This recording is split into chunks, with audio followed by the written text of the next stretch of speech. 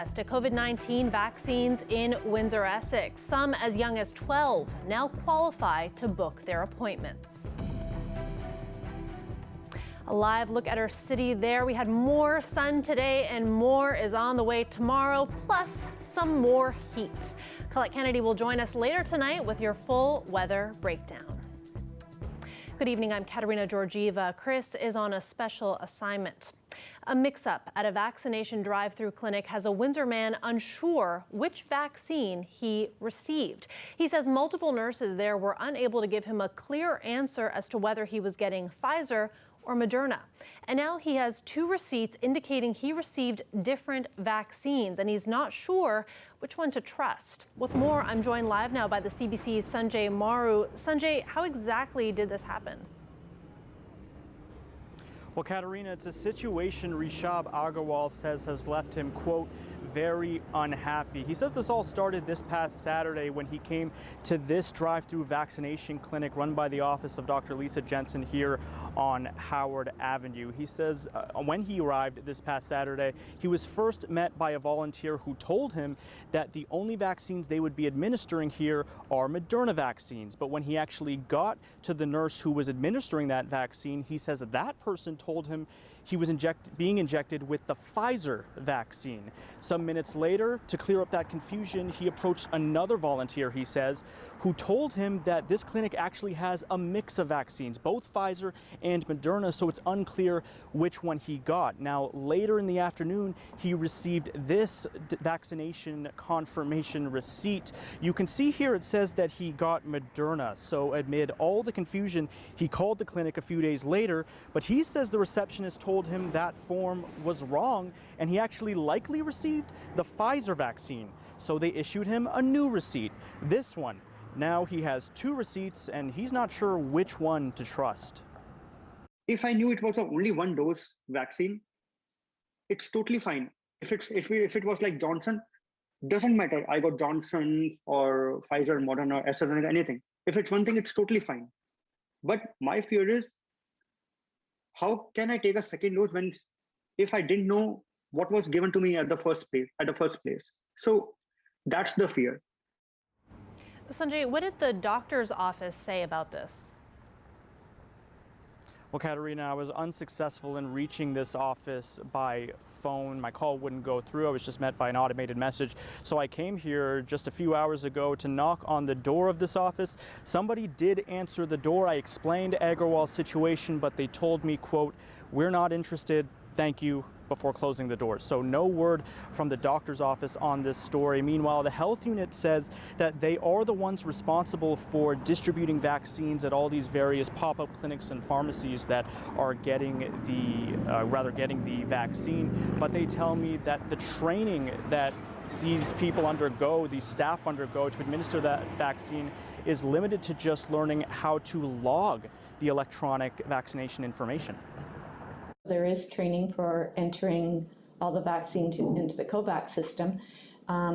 There's no other training because these are physicians and primary care providers, so they would know how to, to administer the vaccine. But their strategy and their method of delivery, we don't have oversight over that or an approval process. It's of utmost importance to make sure that you are receiving your first dose at this time, and that you are not, receiving a second dose of a different vaccine. And I did ask the health unit about this specific situation involving Agarwal, but officials there tell me they will, quote, not speculate on what occurred at a healthcare practitioner-led vaccination clinic without speaking directly to them first. Katerina. Thanks, Sanjay. The CBC's Sanjay Maru reporting live tonight. And today was the last day of a 2-day pop-up vaccine clinic at the Windsor Essex Community Health Center on College Avenue. Anyone 18 years and older could walk up and get a vaccine, and those who did say they were relieved. Very organized. They had 4 benches for people signing up. Then they had chairs inside the gym for where to sit down. You got your shot. They had some extra waiting room for the 15 minutes outside in the hallway, and once your 15 minutes are done, head out the door and you're good. Now I know that I can be around, hang out with my pregnant sisters, know that I'm going to be safe for them, and hopefully get my second shot soon so we can be fully vaccinated and help out the public here and keep safe. Maybe the younger community isn't the most affected by it. Well, right now everyone is the most affected getting it, but they're not as affected in the morbidity sense, but it stops the spread and lets us get back to normal for everybody else too. That eventually we'll get into somewhat of a normal again, and we'll all be able to go hug our grandparents again and go have Sunday morning coffee with them. So a lot smoother than I thought it would be. I thought I'd be waiting in line for a couple hours, but I just went in, gave them my information, sat down, got the vaccination. 15 minutes later, I'm out. Yeah, I think it's just, you know what I mean? It's just kind of like peace of mind. I think it's important to have, and taking a step in the right direction for everybody else. So I think that's important. So it feels good. Meanwhile, daily cases in Windsor, Essex are the lowest we've seen since late March. 16 new cases in the region today, just as accessibility opens up further for vaccines. In addition to all adults over 18, now people turning 16 this year and older who are frontline essential workers can also book an appointment, as well as children 12 and up with specific health conditions. More information on which conditions apply are on the WeVax website. So far, a little more than 60% of all adults in the region have had one dose. And Canadians may be able to travel to the States for a COVID-19 shot without needing to quarantine after. That's according to a letter sent from the Public Health Agency of Canada to the CEO of Windsor Regional Hospital. He's been pushing for Canadians to get more access to U.S. vaccines, either traveling there or bringing the vaccines here. Public Health says getting a vaccine in the States would be considered going for an essential treatment under the current border measures, but being exempt from quarantine isn't guaranteed. So definitely they're not giving a definitive yes, because I would assume they have to talk to the individual to, number one, make sure they have the proper documentation in place, that they actually went just directly to get vaccinated and directly back and didn't go anywhere else, didn't even fill up with gas, didn't buy a bottle of water, definitely didn't go shopping. And just to make sure all those T's are crossed and the I's are dotted. So I can see the rationale to avoid giving a blanket yes, but the fact is they said yes, that getting a vaccine is considered to be receiving an essential medical service. So that's better than saying no. The goal here is, how can we gain access to more vaccines in Canada? So either we bring Canadians to the vaccine or we bring the vaccine to Canadians. And we still have oars in the water for bringing vaccines to Canada. We have a live application before Health Canada, or the issues before Health Canada. They've asked a bunch of preliminary questions about, how we would actually physically get them, where we would put them, where we would store them, and that we have a plan, which we do. And then the issue from Health Canada's point of view is they're trying to sort out whether they would be loaned to us and are sold to us, and they're working with the federal government on that whole process. Both avenues are fraught with politics. So very political issues, very complicated. They're not simple, but I'm glad they've acknowledged that getting a vaccine in Canada is an essential, in the United States, is an essential medical service. And there is a pathway, although it's complicated, there is a pathway to make it happen if you want to. For those who want to take this trip, here are the requirements. You need a letter from a Canadian healthcare professional that says the treatments outside of Canada are essential, and you need a letter from a health official in the U.S. that says the treatment was provided. You'd also need to travel in a private vehicle, and Mouche is reminding the public that everyone is also subject to U.S. entry requirements. With more vaccinations happening in the province, the government is promising to release its reopening plan very soon. But officials say the plan will not use Ontario's color-coded system that was in place last fall and winter. Would say very soon. We have been working with the Chief Medical Officer of Health and the medical experts on a safe and careful reopening of Ontario, because the last thing we want is to go into it too quickly and get into a fourth wave. We have to do everything we can to avoid that. So we are working on that, and we expect it will be available very soon. Canada reached a sad milestone today. The number of deaths from COVID-19 is now more than 25,000. That comes as the Prime Minister says deliveries of vaccines are continuing to ramp up and that the rollout will not be negatively affected by the departure of Major General Denis Fortin. Fortin stepped down as head of the vaccine program on Friday and is now under investigation over a sexual misconduct allegation. With the leadership of people like Brigadier General Krista Brody, who's now heading up vaccine logistics and operations at the Public Health Agency, we're going to get this done. Brigadier General Brody had already played a key role in the vaccine rollout with the Public Health Agency. She, along with the team that's been there since day one, is ready and able to get millions of doses to Canadians in the coming weeks. Canada is about to receive the largest shipment of vaccinations to date. 4.5 million vaccine doses are set to arrive ahead of schedule before the holiday weekend. And more than 9 million Pfizer doses are expected in the month of July alone. An Essex town councillor accused of posting racist tweets is doubling down on his refusal to formally apologize. The Integrity Commissioner told Chris Vanderdolen to say sorry and remove the tweets, but the councillor dug in. That's now put council in charge of discipline. Jacob Barker explains. Chris Vanderdolen says he's apologized enough since calling the coronavirus the Chinese flu. I would be letting down far too many residents of Ward 3 and the rest of the people of the town of Essex if I submit to this giant lie in any way.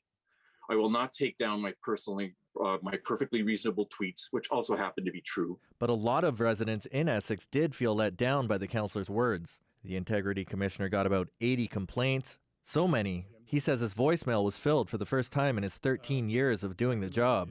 Do a proper apology.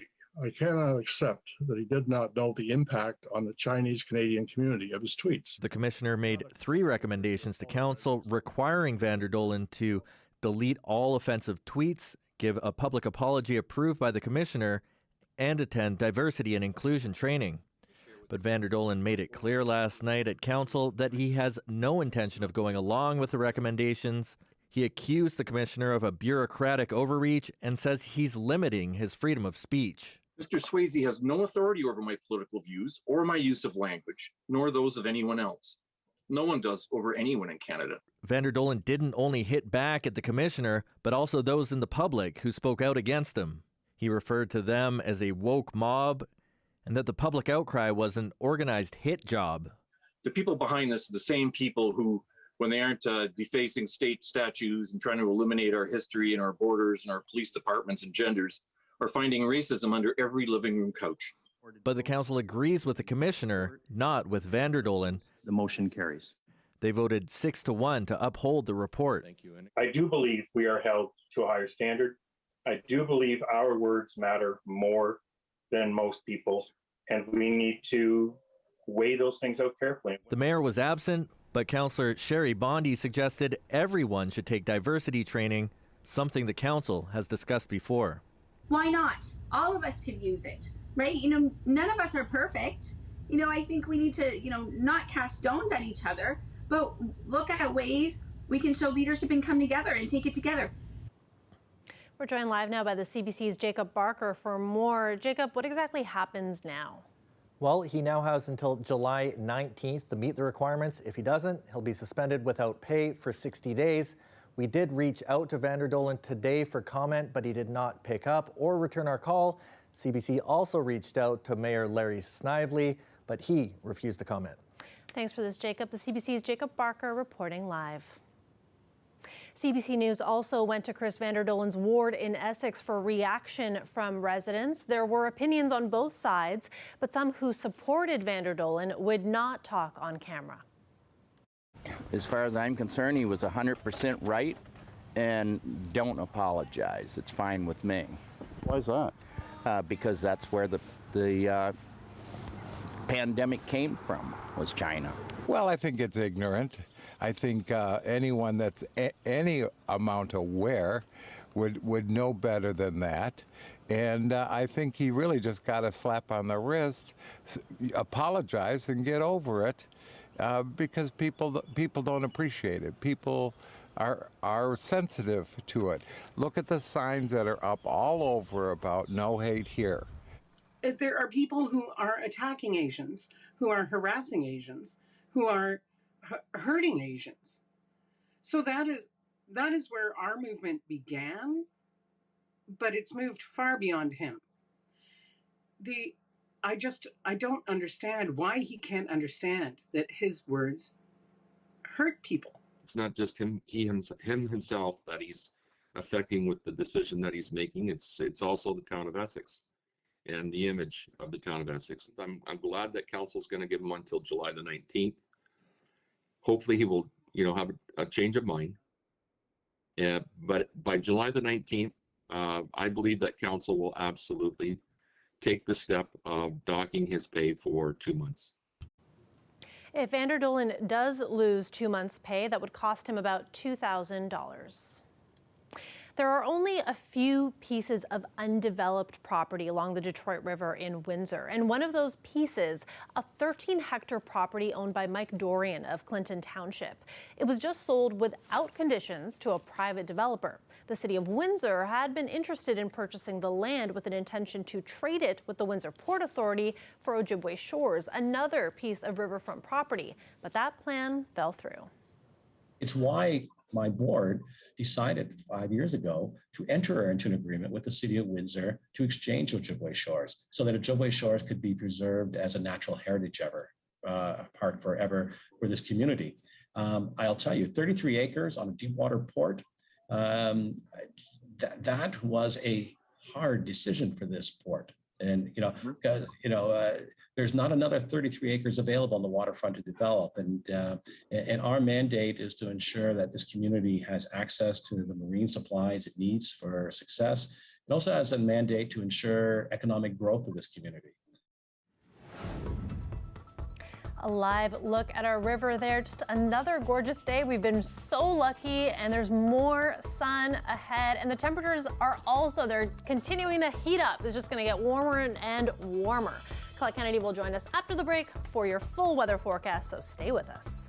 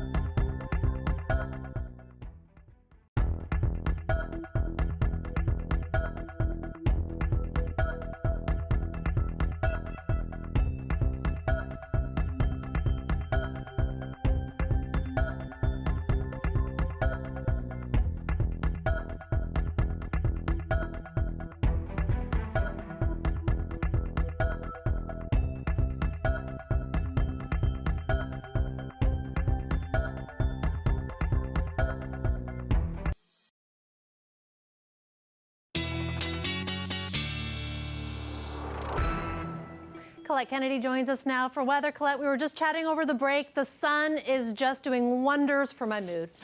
Awesome. Yeah, you got it, Kat. You're exactly right. And these are not the easiest of times for various reasons with the pandemic for everyone. So, yeah, doesn't that sunshine just make you feel a little bit better, and some nice temperatures as well? Good to get out there and get a bit of fresh air when you can. Our average high for this time of year is in the low 20s, so we can almost imagine that we're into June and not May when we look at today's high of nearly 26, and our average low, okay, the low a little bit closer, but not the case tonight, where we're going to hang in those double digits with the overnight low. Current readings, and generally we're seeing that wind coming out of the south at the moment. We've got mid-20s. It's actually coming off the lake, though, so more of a northerly flow. Just a little anomaly there into Sarnia, getting a lake breeze into these later afternoon and early evening hours. Now, as we look through the overnight clear conditions, tomorrow we will get a little bit of fair weather cloud coming back in, so some increasing cloudiness into the afternoon hours. Still plenty of sunshine will be streaming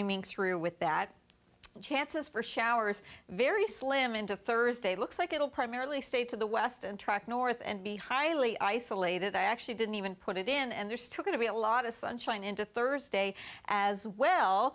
Yeah, there's a pattern here, sunny and dry. Look at this, is all the model can do with Thursday afternoon. Like I said, I didn't even put the chance into my icons for the long range forecast because it is such a slim chance. So this is what it looks like overnight tonight. It means we get a really good start in terms of the daytime heating in the morning hours. Things heat up very, very quickly, and we're going to see where it goes to tomorrow. Well, how about to a high of 28 degrees? Yeah, so we're looking at some high 20s, and we're going to be getting even warmer than that. The other thing that's happening, humidity, as we get, Wednesday's not so bad, but as we get towards the end of the week, it is going to be getting stickier, so we'll start talking about, you seeing this? Humidex values in the mid-30s, because I've got some low 30s coming up for the thermometer as we're looking ahead into the holiday weekend. Again, if odd chance of some convective stuff, most of it's not going to hit us. Into the weekend, we get a better chance on Sunday as a cold front goes through. Those numbers are incredible. Thank you so much, Colette. Yeah, you're welcome, Kat. And when we come back, more calls for peace in the Middle East. We'll tell you more after the break.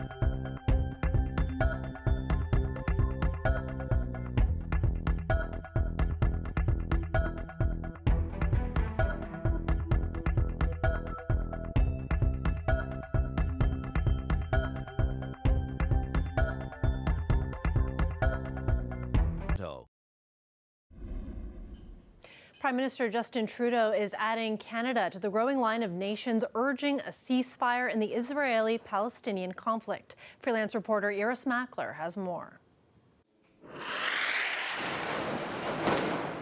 Israeli airstrikes continued in the Gaza Strip. One of the buildings struck today was this paint factory at Rafah in Gaza's south. Hani El-Tabsi works at the plant. Targeting this warehouse aims to destroy the Palestinian economy. They destroyed a warehouse of paint that is worth millions. This company employs more than 30 or 40 workers. Now they can all stay at home. That is the aim. A barrage of Hamas rocket fire began after a pause, while fuel was delivered via an Israeli border crossing. It's needed to keep Gaza's power supply going. But as soon as the deliveries were done, the rocket fire resumed. Rockets struck a number of targets across southern Israel, including this greenhouse close to the border. 2 migrant workers from Thailand were killed and 8 more wounded. The unrest is also continuing to spread to the West Bank. First, there was a general strike in Arab towns in the West Bank and in mixed towns like Jaffa and Jerusalem. A day of strike will not hurt anyone, nor will a week of strike. No one will die of hunger. All Jerusalem's youth are supporting each other. Everything is worth sacrificing for the sake of Jerusalem, Al-Aqsa, and Palestine. Then in the afternoon, the so-called Day of Rage began in towns across the West Bank, with some of the largest protests seen here in years. These soon turned into clashes with Israeli soldiers. There were also clashes in Jerusalem, including back at the Damascus Gate, the site of so many recent protests. Meanwhile, an international push for an end to hostilities is growing, with Russia adding its voice to the calls for a ceasefire. We believe that it is imperative that both sides end the violence and actively search for the solution on the basis of the relevant United Nations Security Council resolutions. The issue also came back before the UN Security Council today. For CBC News, I'm Iris Mackler in Jerusalem. The Regional Television, Radio and Digital News Award winners were announced today. And our very own Sanjay Maru won his very first RTDNA for the news story that you're seeing right here about real-life superheroes helping the homeless. He won for excellence in editing for a small and medium market. And CBC Windsor reporter Amy Dodge also won an award for her enterprise journalism. She spoke with Madison Woodburn, who fought to lift a publication ban so she could talk about the voyeurism she encountered by one of her teachers. Big congratulations to both Sanjay and Amy. That is it for CBC Windsor News. For news anytime, you can go to our website, cbc.ca/Windsor. Have yourselves a wonderful evening.